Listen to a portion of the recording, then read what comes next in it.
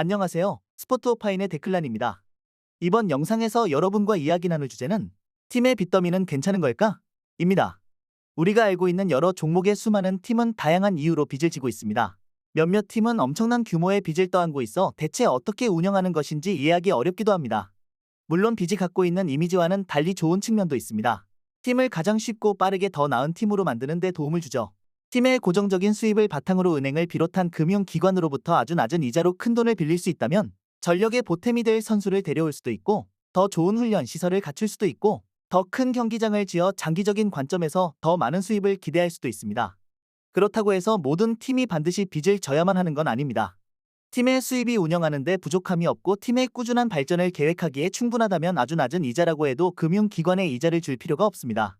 구단주 혹은 구단의 지분을 보유한 주주로부터 충분한 투자금을 융통할 수 있는 팀이라도 마찬가지입니다. 하지만 이들은 고정 수입 혹은 안전한 자산이라 보기 어렵습니다. 팀의 수입은 여러 변수로 늘어나기도 하지만 줄어들기도 합니다. 시즌이 중단되거나 팀의 성적 부진으로 인한 수입 감소는 팀의 예상보다 큰 타격을 줄 수 있습니다.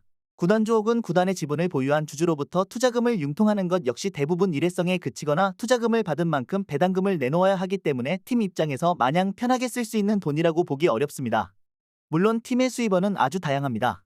관중 수입, 대회에서 좋은 성적을 거둬 상금을 얻는 건 물론이고 유니폼 곳곳과 경기장 곳곳의 브랜드를 홍보해주며 많은 수입을 올립니다.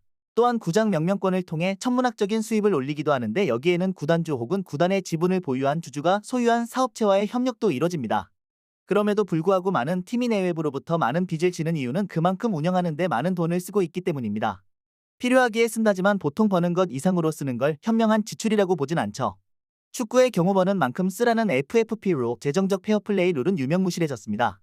야구에서도 샐러리캡이나 사치세를 통해 팀의 주된 지출인 선수단 임금에 관한 규칙을 마련했지만 그것을 어겨 제재금 혹은 사치세를 내는 경우가 적지 않죠. 그런 제도가 주는 좋지 않은 영향이 없는 건 아니지만 팀의 재정 건전성이 악화되면 단기적으로는 급격한 전력 약화, 고용 불안이, 장기적으로는 팀의 존속이 위협받고 나아가 리그 전반을 뒤흔드는 문제가 발생할 수 있습니다. 그렇기 때문에 팀의 지나친 지출을 막을 수 있는 제도적 장치가, 그것도 강력해야 하는 데는 분명한 이유가 있습니다. 개인적으로 샐러리캡은 꼭 필요한 제도라고 생각합니다. 앞서 말씀드렸듯 팀의 주된 지출은 선수단의 임금인데 이는 전력과 가장 밀접한 지표이자 팀 간 전력 양극화, 선수 간 수입 양극화와도 밀접한 지표입니다. 종목에 따라 정도의 차이가 있고 리그마다 차이도 있겠지만 대부분 최우선하는 가치는 팀 간의 격차를 줄여 치열한 경쟁 구도를 만드는 것입니다. 이를 위해 중계권료와 같이 리그 전반에 주어지는 수입을 똑같이 배분한다거나 성적 하위 팀이 지명 우선권을 갖는 등 일종의 어드밴티지가 있는데 그보다는 샐러리캡이 훨씬 더 강한 효과를 발휘할 수 있습니다. 리그 전반의 수준 하락, 페이컷 등 부작용도 있겠지만 단기적으로 팀의 과도한 지출과 빚 증가를 억제하는 건 물론 장기적으로 팀의 자생력을 키울 가장 효과적인 방법이라는 것까지 부정할 수는 없을 겁니다. 트레이드를 비롯한 팀 간의 선수 이동을 장려할 제도도 필요하다고 생각합니다. 연고지 개념이 뚜렷한 만큼 프랜차이즈 스타와 원클럽맨의 가치가 높은 것도 종목에 따라 외국인 혹은 타 대륙 선수 보유 수를 제한하는 것도 이해할 수 있지만 선수 이동에 천문학적인 돈이 함께하는 걸 이해하긴 어렵습니다. 축구의 경우 다른 종목보다 자유계약 빈도가 확실히 낮고 그만큼 엄청난 이적료 지출이 이뤄지죠. 보통 이적료만큼 연봉도 엄청나기에 팀의 지출은 천정부지로 늘어날 수밖에 없습니다. 이적료는 선수의 가치뿐만 아니라 선수가 소속팀과 남겨둔 계약의 가치도 포함하기 마련이고 선수가 더 나은 대우를 보장받기 위해선 계약 기간을 늘리며 소속팀과 재계약할 수밖에 없는데 이를 보완할 수 있는 연봉 조정과 같은 제도도 도입되어야 한다고 생각합니다. 마냥 팀의 자생력을 키워야 한다고 이야기만 할 게 아니라 팀 수입의 일정 부분을 현금을 비롯한 안전 자산으로 보유하도록 강제하는 것도 필요하다고 생각합니다.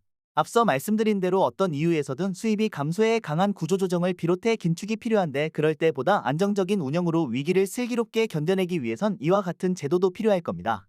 팀이 더욱더 큰 규모의 투자를 해야 한다면 지출 계획을 세우고 그것이 건전한 지출 계획이 될 수 있는지 평가받을 수 있도록 돕는다면 더욱더 좋을 것입니다.